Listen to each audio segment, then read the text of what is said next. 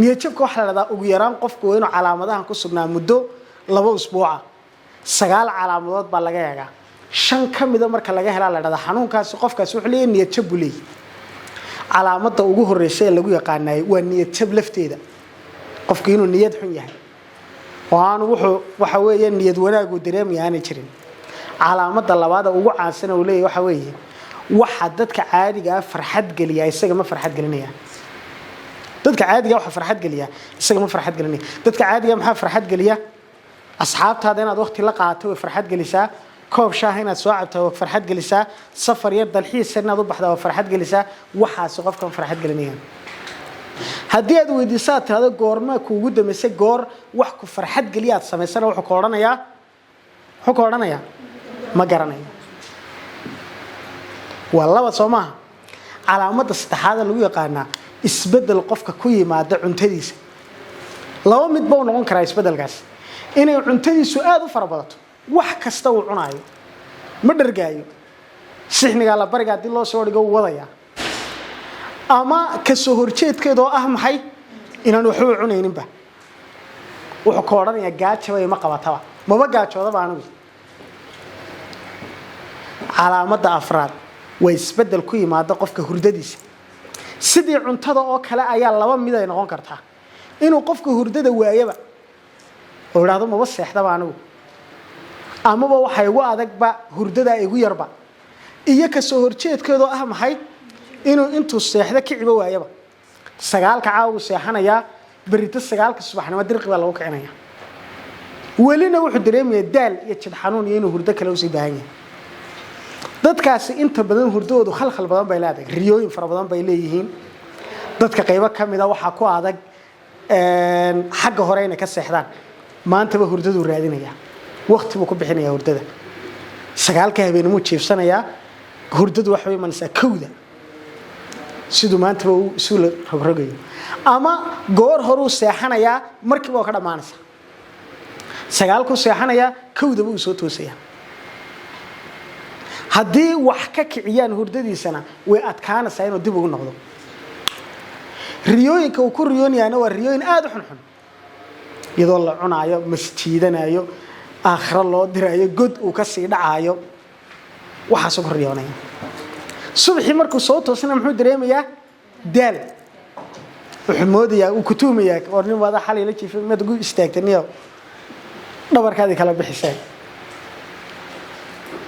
وعلامة دي مساد هي أفراد هرددي هم شرحة يقول ما يلفق من هذه وأفراد سماها علامة الشنادة وليه هي قف كاسوح ديم يدمبي الشعور بالذنب أما feeling guilt وحد دريم إنه دمبي كلاك دمبي جو دريم يا وح عادي ونورش يسمع عادي يا كم ده كده دعاي أيو دمبي جد يسوي سعره أنا وحى كدنبي أنا وحى السجوعان أنا وحى هذا جبر حاصله غيرك وكحون يهاي أمانك وكحون يهاي تاي دنبي غير كذا السارس حابل نك هيك قوتي تدبري واحد برشاد اسكا وضل هاي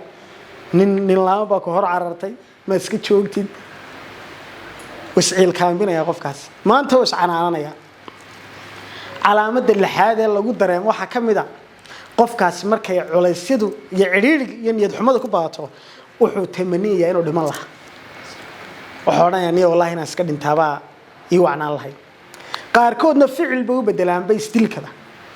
wuxuu qaadanayaa maradii iyo xadhigii uu isku daldal lahaa buu qaadanayaa banaanka u baxaya laba mid bay noqonaysaa inuu jidka dhexe iimaankiisa ugu soo noqdo iska soo noqdo yaa in isagoo xadhigii xidhayba cidi ku soo baxdo annaga ku soo baxnay isagoo hebel xadhigiisii halkaa ama iyadoo gaaskii iyo dabkii isku shubtay baa laga gaaray ayaa la oranayaa marka isdilka laftiisuna saddex heer buu maraa wuxuu maraa marka koowaad ideation qofka inuu fikirku ku soo dhaco mar labaadka wuxuu maraa darajada labaad oo ah planning inuu qofku qorsheeyo xilligaas heestaysa barito subaxnimada gaaska iyo dabka soo qaado halkaa ka bax wuu qorsheeyay ka saddexaad waa maxay attempt inuu isku dayo uu fulinayaa marka fulintaas ama ha guulaysato ama aan guulaysan sida awgeed in nolosha caadiga ayaan joognaa ciriiriga aan dareemayna inay niyadaada ku soo dhacdo inaad iska dhiman lahayd culaysyada aad dareemayso awgeed waa wax dabiici ah laakiin inaad qorshayaal iyo kaa kala sii gashay muxuu noqonayaa طبيعي maaha يا ليتني مت قبل هذا وكنت نسيا منسيا واحد تمنيه سين iska dhiman lahayd Maryama bint Imran tabarak noloshu markay kugu adkaato axaadiista waxa ku timi qofku intuu soo maro nin qabri ku jira ayuu xoodhanayay wallahi waan jeclaysan la ka qabri ku jira maarta booskiisa inaan ku jiri lahaa culayska iyo dhibaatada uu dareemaya awgeed halka ma dila faantay laakiin inaad ficil u badashay ama aad qorshaysay waa dheeraad waa taa dheeraad ka maana lagu xisaabinayaa in niyadaada ku soo dhacdo lagu xisaabin maayo sooma axaadiista waxa ku timi hadii aad mididikayda kamidi uu jeclaystay inuu dhiman lahaa yaani midkiin tamaniyin geerida dhibaato soo gaadhay awgeed laakiin hadii uu ka fursan waayo hayraado ilaahay oo idil inta ay geeridu khayr leedahay ina noole inta ay noloshu khayr leedahay halka wad la fahanteen Soomaa axaadiista Soomaali waan ku soo roonay Carabigeeda wad haysan Soomaa waaya intaas waa kaas hadaba waxa jirta calaamad kale oo calaamadaha kamida oo lagu yaqaan niyad jabka waa maxay calaamadaas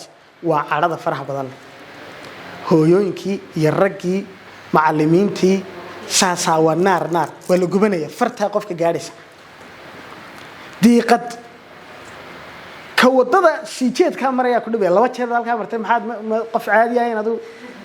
wareer wadada ma ayida wala maraya dan doonay inta sadhibaysa hooyo haday tahay caruurtii reed maalin walba caruurta aakhire u diraysa sidii u dilayso culayska ay dareemaysaa awgeed waa caraf fara badan oo diiqada inta ma dila faanteen calaamadahaas waxa lagu yaqaan xanuunka niyad jabka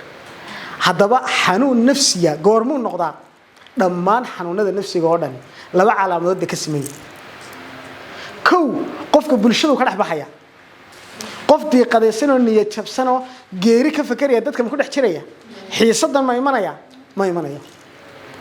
calaamada labaad waa maxay shaqada uu gacanta ku hayana ma wadi karayo sida awgeed ma shaqaysan karo qofkaas marka labada calaamadood dhammaan xanuunada nafsiga oo dhan baa ayaa ka siman niyad jabkuna labadaba uu leeyahay intii hore labadan aad ugu darasa madina faantan xanuunkaas